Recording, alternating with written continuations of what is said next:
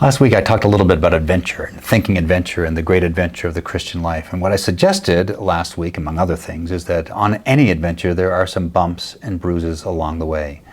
I think one of the weaknesses of our Christian discipleship in our life today in the church, particularly in the West, is we think that if we are following the Lord, everything is going to be simple and easy. That adventure will not have bumps and bruises along the way. And it is simply not true.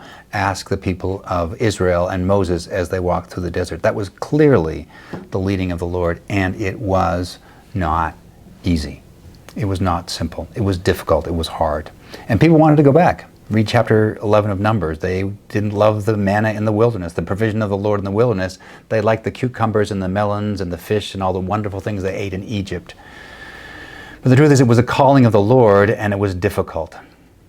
I used to do every summer a little cycling trip with a group of guys, and we would take a trip of about 300 or 400 miles over the course of a number of days, and just have this time together. It was fantastic.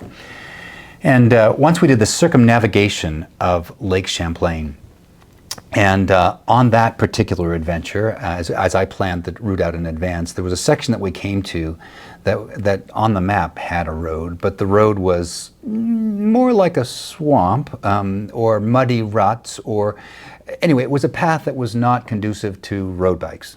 And I don't think it would have been conducive to mountain bikes. It was just a difficult road. And we were largely carrying our bikes through this section because you just couldn't cycle there.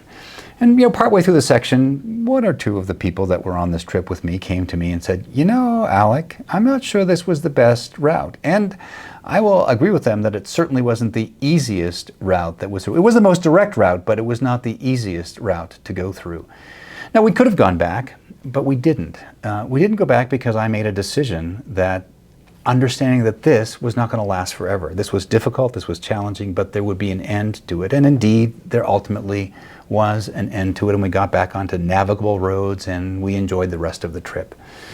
Two things I want to take out of that for us who are leaders and those who are actually even following. We need to anticipate, first of all, that not everything's going to be easy. That there are going to be sections of this trip, this journey, that are going to be slogs, that we're going to have to carry our bikes, which is not what the bikes are meant for. But we're going to have to carry our bikes because it's difficult. And I think the second thing we take from that is that those periods of slogging don't last forever.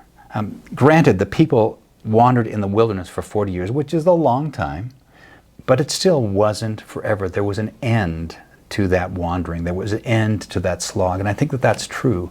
And that's true about God's leading of us in this time, and certainly in the time of the Israelites in the desert.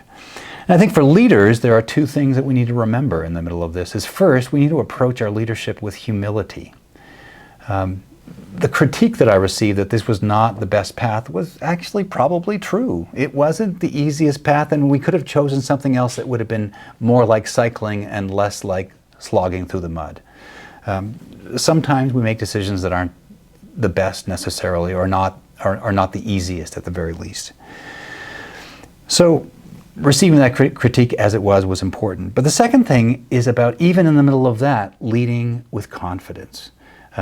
Yes, there might have been an easier path for us to cycle, but nonetheless, here is where we are. And leading with confidence, knowing that there is an end to this. And as we lead in the life of the church, we lead because we are confident that the Lord is leading us, guiding us through to something that is, this difficult thing is not going to last forever. And even if it was my bad decision that got me into this difficult place, the Lord has not given up on us and will continue to lead us through to the end of that.